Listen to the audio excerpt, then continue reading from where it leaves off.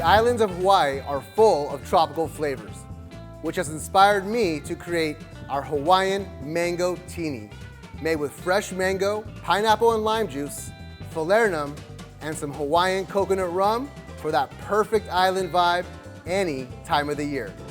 For our first ingredient, we're gonna add 1 ounce of our fresh mango puree. Our next ingredient, we're gonna add 3/4 ounce of pineapple juice, 1/2 ounce of our fresh lime juice,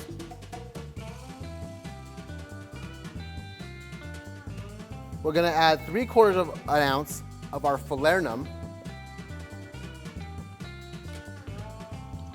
and we're gonna add 1.5 ounces of our Hawaiian coconut rum.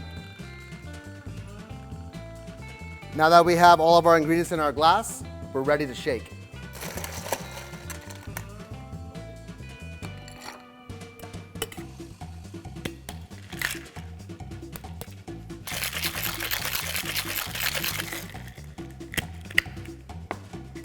We're going to strain directly into our glass.